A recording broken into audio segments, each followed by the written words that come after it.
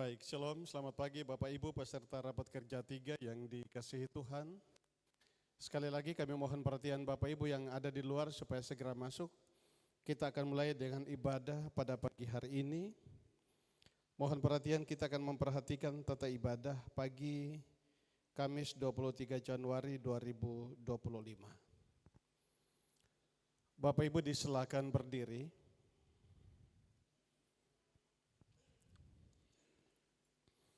Saudara-saudara, kita terus menikmati kasih Tuhan selama kita ada. Sebab itu pujilah Dia dan wartakanlah kasih dan kuasa-Nya lewat seluruh hidup kita. Nyanyian rohani 11 pada baitnya yang pertama, kami puji Engkau Tuhan yang empunya kuasa. Kami puji Engkau Tuhan yang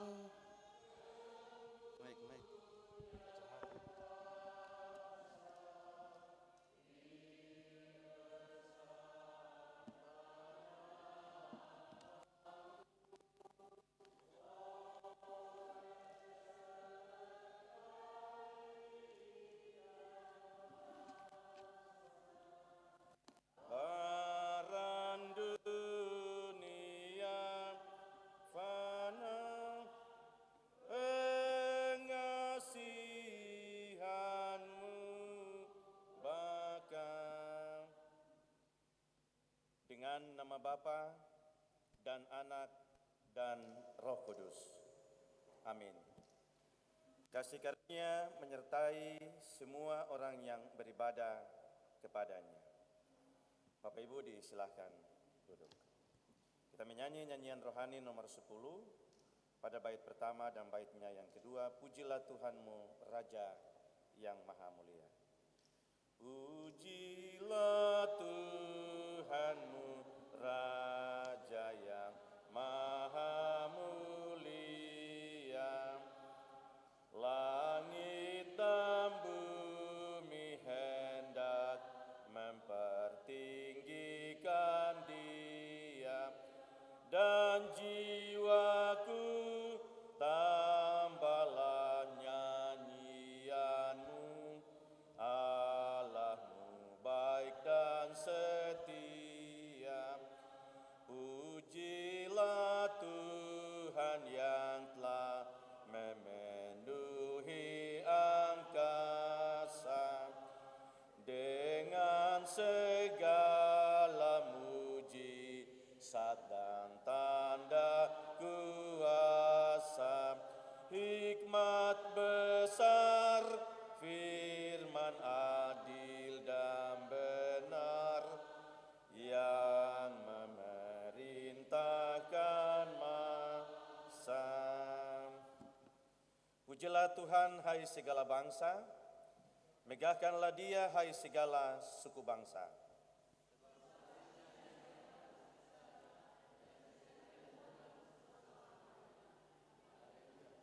Persembahan pujian solo dari Pendeta Jen Haurisa, Ketua Klasis GKI Sorong.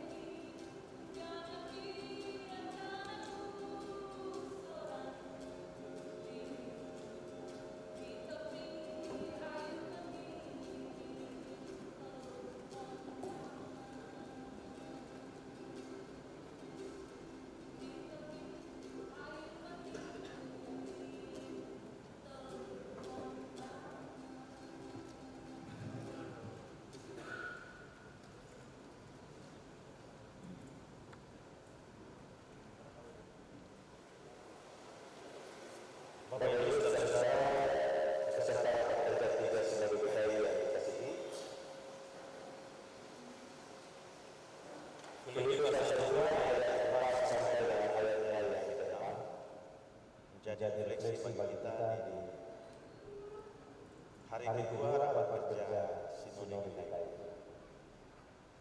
Mari kita berdoa. Mengawali seluruh rangkaian kegiatan rapat kerja 3 Sinode GKI di Tanah Papua, hari kedua, kami melandasi dan mendasari dengan membaca dari kebenaran firman-Mu. Berilah kepada kami kuasa dan tuntunan Roh Kudus untuk melingkupi kami, supaya kami senantiasa memperlakukan kesehatian dan memahami bahwa seluruh kekuatan pelayanan kami ada di dalam kehambaan. Di dalam nama Yesus Kristus kami berdoa. Amin.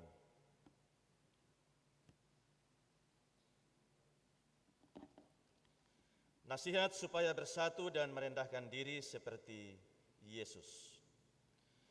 Janganlah tiap-tiap orang hanya memperhatikan kepentingannya sendiri, tetapi kepentingan orang lain juga.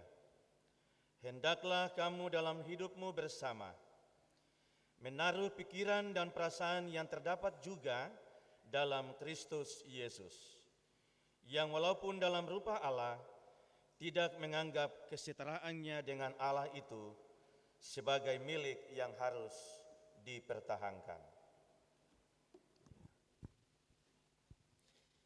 Ya Bapak Ibu, saya memberi tema kesehatian sebagai karakter GKI di Tanah Papua di dalam dunia yang terus berubah.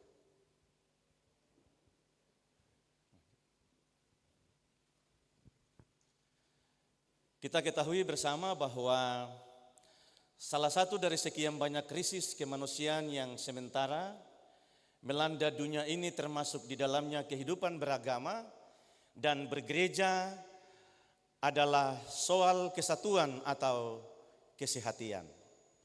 Pertanyaannya adalah bagaimana menjadi sehati.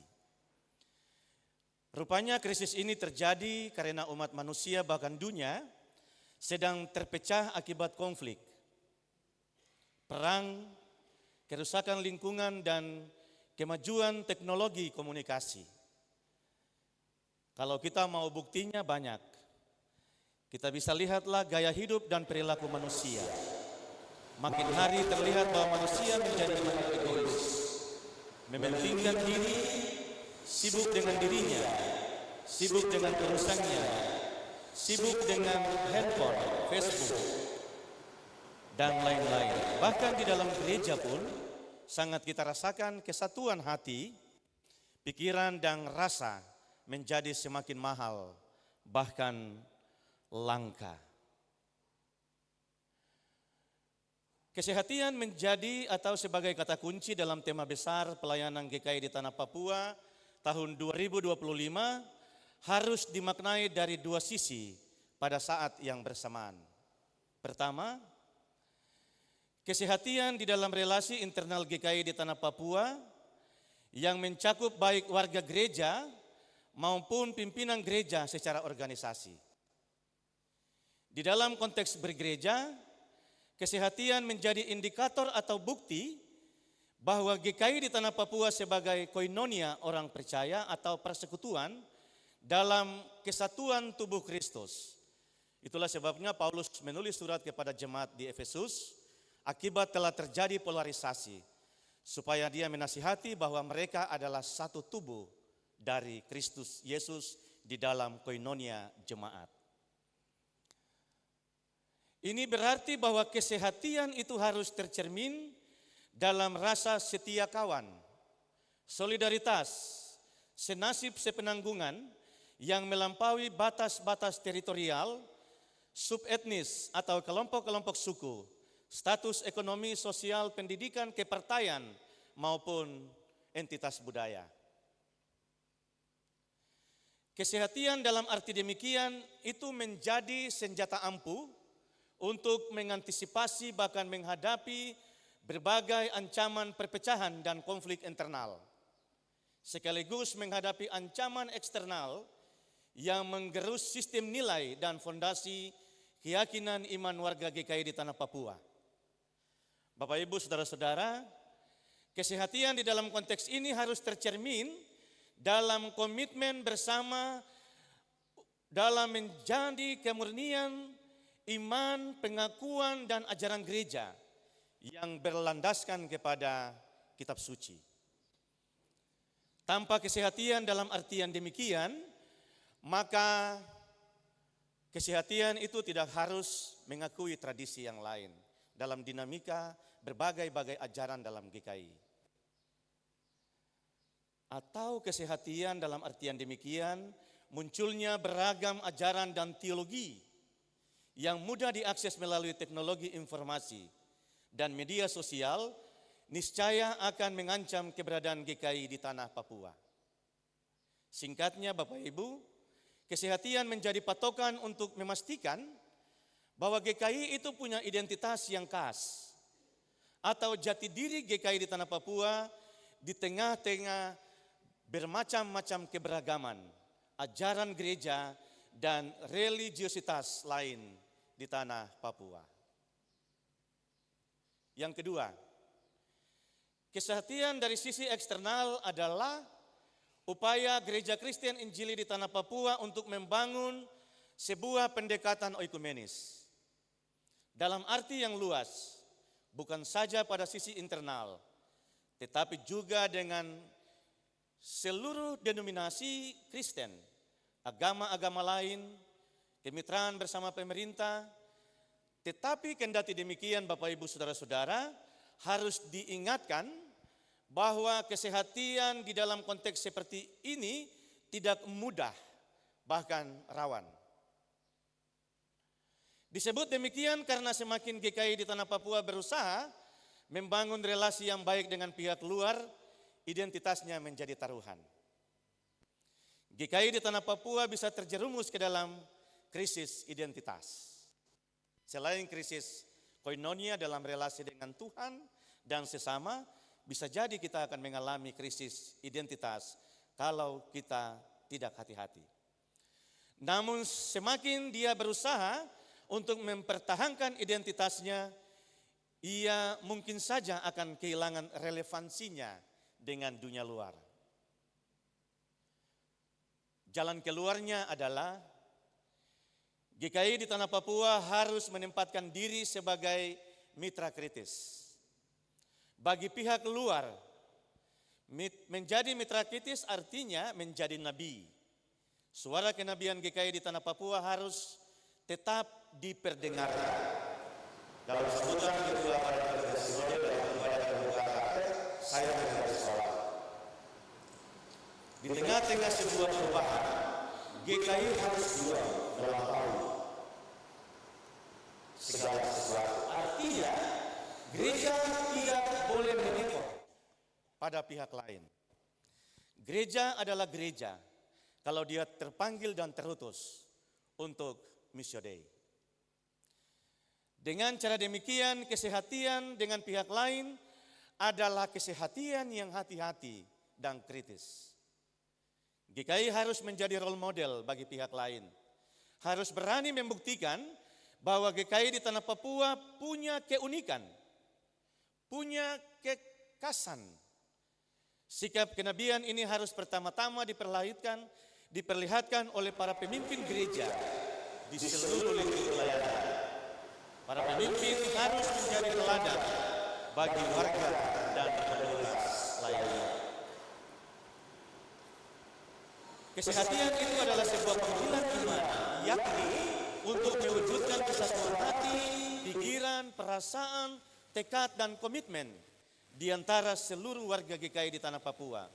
Karena itu kesehatan dalam artian organisasi tidak akan bermakna jika tidak ada kesehatan warga jemaat. Aspek internal ini mengingatkan kita pada kata-kata doa Yesus, supaya semuanya menjadi satu. Bapak Ibu Saudara-saudara, dalam rapat kerja 3 Sinode GKI di tanah Papua hari ini, kita mengevaluasi seluruh potret pelayanan GKI. Maka sesungguhnya kita jujur bahwa kita mengalami insignifikansi krisis koinonia. Dengan Tuhan dan sesama, Karena itu salah satu cara membenahi krisis itu adalah transformasi model pelayanan atau kepemimpinan gerejawi. Dari model yang berorientasi kekuasaan kepada model bersahabat. Model pelayanan persahabatan ini mengharuskan adanya keterbukaan relasi antara pelayan dan warga jemaat.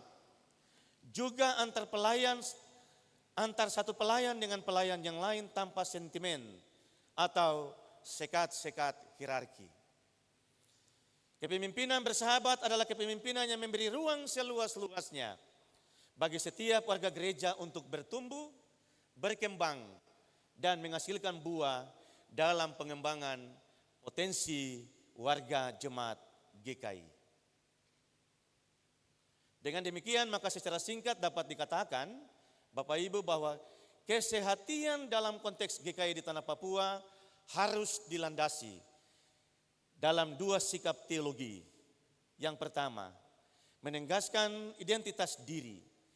GKI di Tanah Papua punya keunikan, ia punya sejarahnya yang panjang, punya doktrin atau ajaran yang berlandaskan kitab suci, punya cara pendekatan pelayanan yang khas, punya teologi tentang cara berrelasi dengan gereja-gereja atau agama-agama lain, punya cara advokasi penyelesaian masalah yang unik dan khas. Dan yang kedua, secara kritis mengakui keberadaan dan identitas pihak lain sebagaimana adanya, namun disertai dengan kewaspadaan. GKI di Tanah Papua tidak boleh latah mengikuti godaan pihak lain, meskipun ada tawaran yang menggiurkan Gereja Kristen Injili di Tanah Papua. Bapak Ibu, itulah refleksi untuk bagian kebenaran firman Tuhan di hari kedua ini. Saya memberikan waktu 2 menit untuk Bapak Sumihe dan Bapak Ketua untuk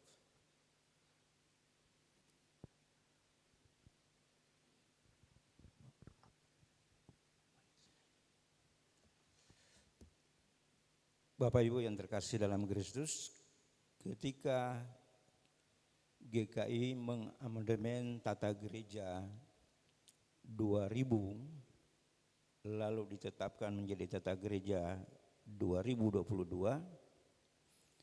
maka kita memasuki sebuah fase baru dalam bergereja. Dan untuk itu Bapak Ibu, 5 tahun pertama sesudah pengesahan tata gereja ini, kita fokus pada 5 hal, yaitu pembaharuan, pemberdayaan, kesehatian, kepedulian, dan kesaksian. Dan kita tahun ini berada pada tahapan yang ketiga, yaitu kesehatian. Kenapa urutannya begini? Seperti itu, pembaharuan oleh karena amandemen tata gereja 2022 ada banyak hal yang baru di situ. Termasuk hati kita harus dibaharui. Lalu tahap berikut adalah pemberdayaan. Kita harus betul-betul mendaya gunakan semua potensi dalam GKI, termasuk memberdayakan semua unsur-unsur yang terkait dalam tata gereja itu. Dan karena itu hari ini, tahun ini kita harus sehati. Nah, kata sehati yang dasarnya adalah hati, Bapak Ibu, itu ada di dalamnya ada perasaan, ada pikiran. Karena itu kepada jemaat Kristen di Filipi, Yesus bilang begini, kamu harus mempunyai perasaan pikiran sama seperti Kristus. Perasaan pikiran apa? Yaitu sekalipun dia adalah Allah, tapi tidak mempertahankan kealahan, tapi mengosongkan diri dan menjadi hamba. Jadi kesehatian itu karakter seorang hamba. Sekali lagi, kesehatian itu adalah karakter hamba. Karena itu tahun ini kita belajar menjadi hamba. Agar betul-betul tahun depan kita punya kepedulian bagi anggota jemaat, bagi masyarakat luas. Sebab kalau kita tidak menjadi hamba, jangan berharap kita peduli pada orang lain. Kita akan peduli pada diri sendiri. Karena itu ini momen kita untuk mulai sungguh-sungguh belajar sehati dan menjadi hamba. Hendaklah kamu punya perasaan, pikiran sama seperti Kristus.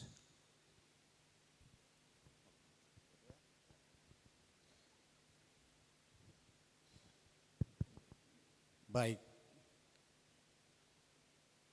saya mengarahkan kita pertama kepada pola pelayanan dan juga komitmen Yesus untuk membangun sebuah persekutuan dalam kesehatian. Yesus memulai membangun persekutuan yang kecil dari 12 murid dan selalu menanamkan bagi mereka kesehatian itu. Karena tanpa kesehatian di antara mereka, pasti apa yang diharapkan menjadi misi dan tugas mereka tidak dapat dilaksanakan sebagaimana yang diharapkan oleh guru mereka. Memang tercatat bahwa tidak mudah membangun kesehatian. Walaupun dari 12 murid itu ada satu yang tidak setia. Dan itu sangat dicatat di dalam Alkitab. Nah, ini menyampaikan pesan dan ingatan sekaligus juga tanda awas bagi kita. Terkadang untuk membangun kesehatian di antara kita, baik sebagai pelayan, sebagai jemaat dan juga dalam keseluruhan GKI di Tanah Papua, tidak mudah. Tetapi itu tidak boleh menjadi alasan bahwa kita tidak dapat membangun kesehatian. Nah, tadi dalam gambaran firman Tuhan yang dipresentasikan bagi kita, mengingatkan kita semua sebagai tubuh Kristus dalam GKI di Tanah Papua. Hari ini dan tahun ini akan menjadi ujian bagi kita. Nanti endingnya setelah tahun ini, kita akan mengevaluasi apakah benar kita sehati atau tidak. Memang sedikit catatan kritis saya sampaikan bagi kita. Secara realita, sebelumnya dan hari kemarin misalnya, kita menggambarkan kita masing-masing mau berjalan sesuai kepentingan-kepentingan kita. Saya kasih tanda kutip sebagai gereja dan GKI di Tanah Papua. Ya, dalam konteks yang terdekat saja. Kemarin anak-anak GKI kita mau maju sebagai anggota legislatif misalnya.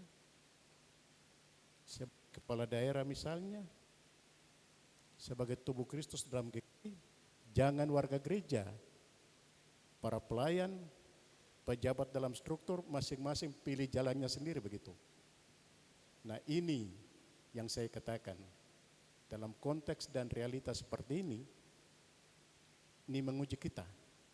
Apakah kita sehati ketika kita bicara tentang GKI sebagai rumah besar kita semua. Tetapi ternyata bahwa di dalam rumah besar ini ada yang mau bikin rumahnya sendiri. Kepentingannya sendiri terbangun di dalam satu kesatuan rumah besar GKI. Nah, karena itu catatan kritis bagi kita sekali lagi. Ini tahun pengujian bagi kita. Ketika tema sentral tahun ini, tahun kesehatian. Di dalamnya sinergitas hati, pikiran, dan tindakan. Kemarin ada yang tanya, bagaimana nanti kami inikah yang ikut ke sidang 19 ataukah yang lain? Nah, saya katakan asasnya ialah taat kepada tata gereja. Kalau kita sudah mulai terjemahkan sendiri-sendiri, dalam pemahaman kita dan keinginan kita. Nah, rusaklah apa yang kita lakukan dalam tatanan sebagai gereja tubuh Kristus. Nah, itu pesan bagi kita. Dan sekali lagi dalam perenungan ini mari kita renungkan mulai dari transisi pada Rakertiga ini untuk berjalan ke depan.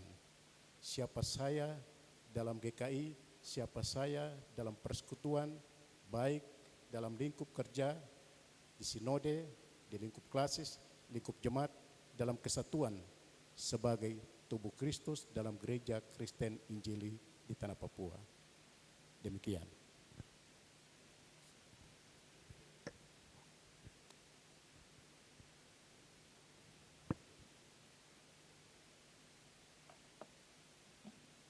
Kita akan mendengarkan pujian dari vokal grup dari angkatan 88.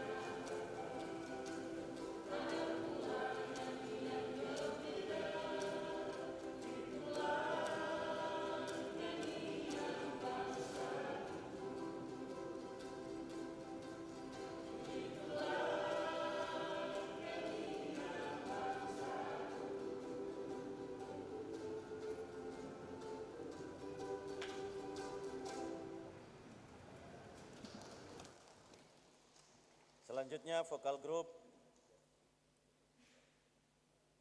wilayah vokal grup Abreso.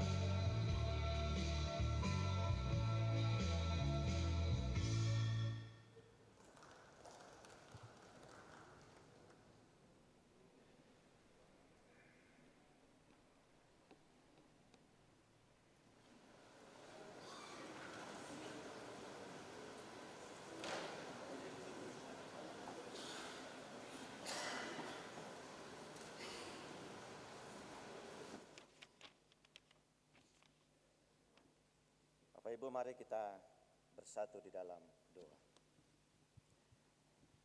Di hari kedua rapat kerja Sinode Gereja Kristen Injili di Tanah Papua, kami memohon tuntunan dan penyertaan-Mu ya Tuhan. Lingkupilah kami dengan hikmat-Mu. Berilah kepada kami ya Tuhan kekuatan dan kesehatan. Secara khusus bagi pimpinan Badan Pekerja Sinode, harian, dan anggota Badan Pekerja wilayah 1 sampai 12 yang akan memimpin rapat kerja 3 Sinode GKI di Tanah Papua. Hendaklah kami semua sebagai peserta, utusan-utusan klasis, departemen biro, lembaga yayasan, dan seluruh tamu undangan yang hadir dalam rapat kerja ini. Kami dalam kesehatian bersama untuk duduk bersama, berbicara bersama, untuk tujuan bersama dalam visi menghadirkan tanda-tanda kerajaan Allah di tengah-tengah dunia ini. Datanglah ya Tuhan dan beracaralah bersama dengan kami pada hari ini dalam rapat kerja 3 Sinode Gereja Kristen Injili di Tanah Papua. Amin. Saya menjemput Bapak Ibu saudara-saudara bangkit berdiri.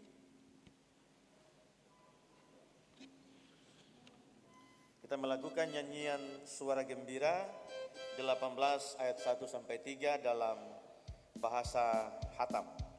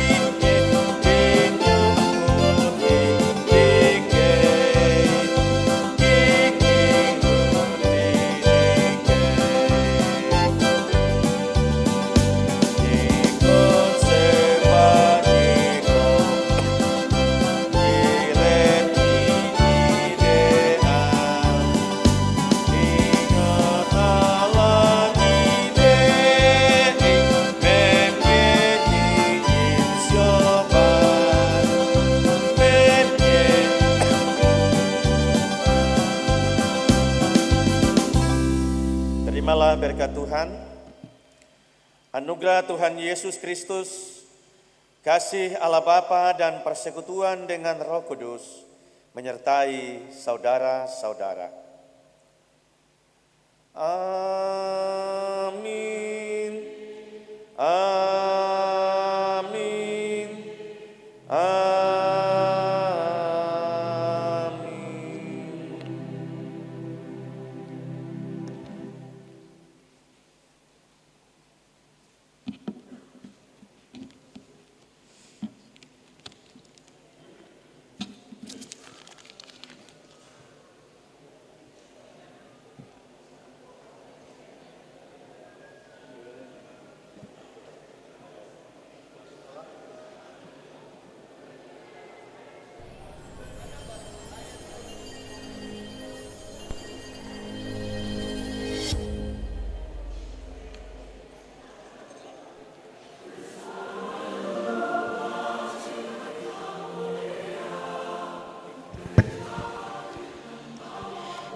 Iya, Bapak Ibu yang Tuhan Yesus Kristus kasihi, demikian ibadah buka kegiatan di pagi hari ini. Terima kasih kepada pelayan ibadah, Pendeta Fritz Saparue Emis. Tuhan memberkati dalam kehidupan pribadi dan juga keluarga serta pekerjaan.